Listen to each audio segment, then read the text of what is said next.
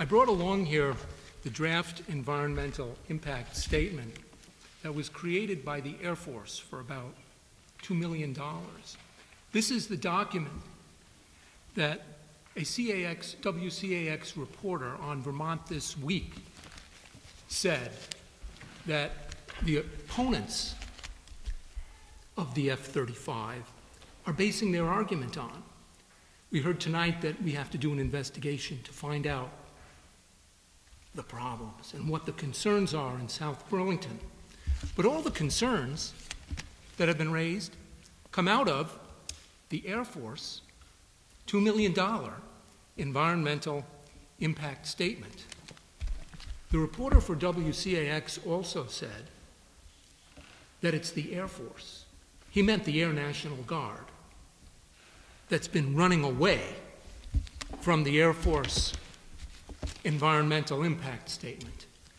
And it's the Air National Guard that won't discuss the facts that are in here and that are devastating for the people of Winooski, Williston, Burlington, and South Burlington. So I'm going to be talking about that tonight. The Air Force says in its environmental impact statement that F-35 jets based in South Burlington will cause nearly 3,000 homes and 7,000 people to be in a noise zone that the Air Force and the Federal Aviation Administration say is generally not considered suitable for residential use. Now, 120 homes near the airport in South Burlington have already been demolished or are standing vacant and scheduled for demolition. The zoning permits on file in South Burlington Town Hall state only one reason for these demolitions: the average noise level that's above 65 decibels, day-night average level. That's an average over 24 hours for F-16s.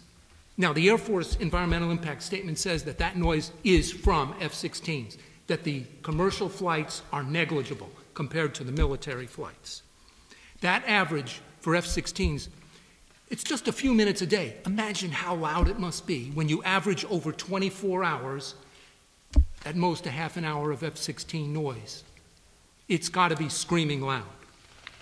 The Vermont Air National Guard put out a memo that requires stopping the F-35 in South Burlington. I have three ideas to answer that question. One of the top priorities will be to support our soldiers and airmen. And I will lead and organize against any more wars based on lies like the one we had in Iraq that wounded hundreds and killed hundreds of thousands of civilians in that country, and that killed thousands of our American soldiers. And Vermont was #1 for per capita killed in Iraq. And it was a completely waste of our wonderful servicemen in that war. We didn't need it. It was a war based on lies. Those who recruit, plan, and collaborate with the war makers in Washington do a great disservice to our Vermont soldiers and airmen. The voters in 50 Vermont towns at town meeting starting in 2005, and this legislature itself voted that the best way to support our soldiers is to bring each and every one of them home now and take good care of them when they get home. And that is what the Guard Adjutant General should be doing. And that brings me to the second priority: to support our veterans by leading and organizing for much better health care, including medical, emotional, and psychological health, for jobs, for education, and housing. $1.4 trillion for these purposes is now being diverted and wasted to go to Lockheed Martin and other contractors for the F-35.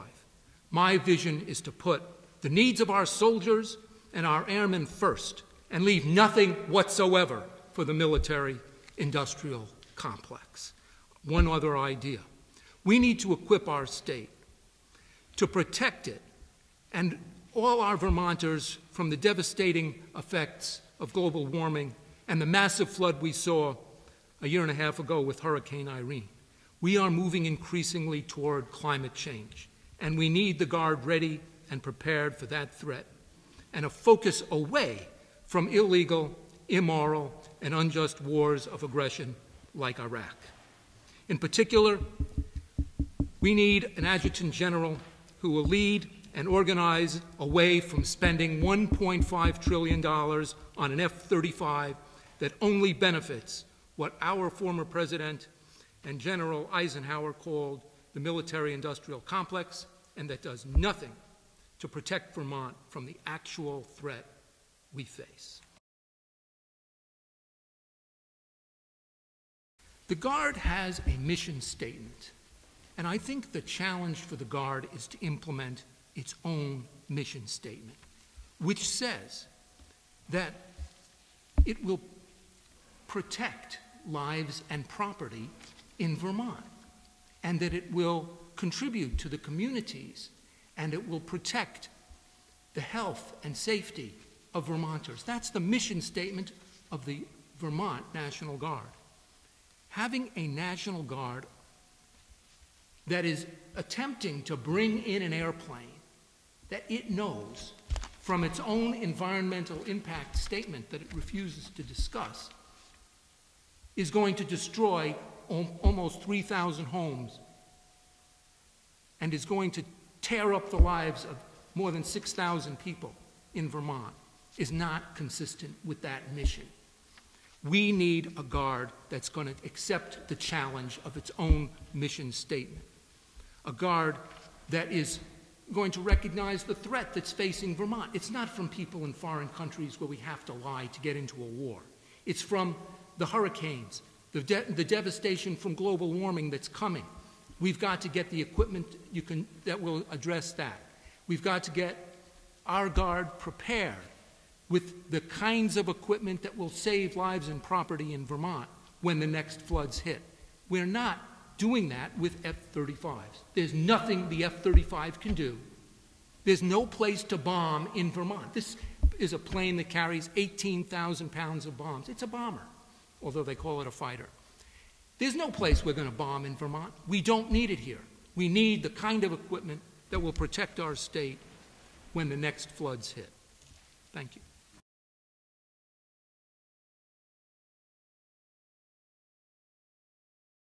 I think we have to prepare for equipping and training the Guard for a mission without the F-35. Especially important is to prepare for the threats facing Vermont, like the floods from climate change. And the F-35 is completely useless for those threats. The F-35 must not come to Vermont, not just because it violates the National Guard mission to protect life and property, not just because it violates our U.S. Constitution to prevent a taking of property from thousands of Vermonters, their homes, without due process of law. And it violates all sense of right and wrong. And it's a useless, useless piece of equipment. But also because the people around the airport, especially, and now it's spreading around the state, are increasingly aware and organizing to stop this devastation.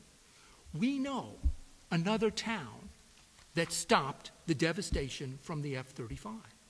It's the town right next to where the F-35 is currently based, Eglin Air Force Base. The town is called Valparaiso.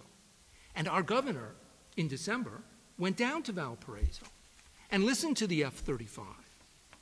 And what he heard, and what the mayor of Winooski, who went with him, heard, was a sound that the mayor had his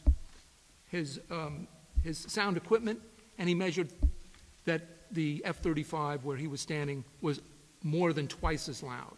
The Air Force Environmental Impact Statement says that it's more than 4 times louder than the F-16.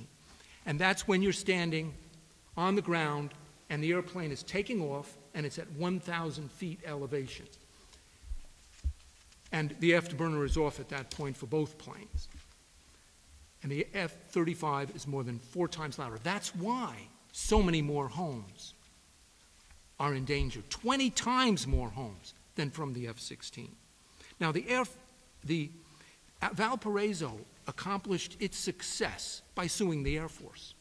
Now, the mayor, according to the Burlington Free Press, who interviewed the mayor of Valparaiso, he said that he is the strongest supporter not only of the Air Force, but also of the F-35 program. He just didn't want it hurting his town. Now, in Valparaiso, I have here the Google map. It shows 2 runways that I've put my pen to. So one of them aims directly at the western edge of Valparaiso. The other goes sideways. And the settlement of the suit provided that they wouldn't use this northern going runway, going right over Valparaiso, 1 mile away from the edge of this runway. Instead, they'd use this one, 3 miles away.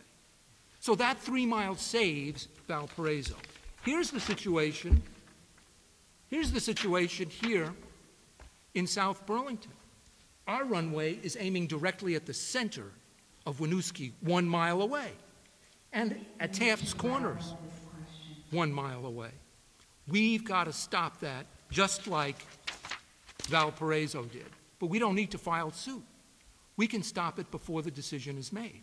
And it can be done by an act of this legislature. Most of all, what's needed in this area of F-35 is massive participation by the public. We have the facts. We have the arguments. But somehow our political leaders are immune to facts and arguments unless large numbers of people come out. The people of Vermont, and especially the people of Williston, Winooski, Burlington, and South Burlington, who are most affected, are the ones who we need to support, because this aircraft is devastating for our citizens. So this committee should hold hearings on this topic. It should not just put it on the wall. George Cross put in a resolution on Thursday, and we need to hold hearings on that. One of the generals or colonels who spoke earlier said, also recommended, and I concur with him, that we should have an investigatory team to determine the facts. Well, that investigatory team is sitting right here. You're the elected representatives of the Military Affairs and Housing Committee. This is your job, and we need to have those hearings. Valparaiso showed it's not just the 120 houses in South Burlington that's been demolished. It's also the fact that Valparaiso was successful at protecting its town. This is not just, we're not just making this up. This is real. This is not theoretical. This plane is bad for Vermont. Our Constitution provides. You know, there's things, the 3 things that the Constitution protects are life, liberty, and property. It doesn't protect jobs. Anybody, all of you, your jobs are at risk of being voted out. And all state employees, we've had layoffs all the time, right? We don't have protection, but we do have protection for property. The Guard all say an oath, swear an oath, just like you did, to support the Constitution. Let's support it by supporting and protecting our property. The mission statement of the Guard supports property. Let's support it and make it a priority to protect our communities. If we want good community relations, we've got to do that investigation, hold those hearings, and tell the Air Force, you know, you're right. You're right. This draft environmental impact statement is right. This F-35 must be stopped. Thank you very much for your attention.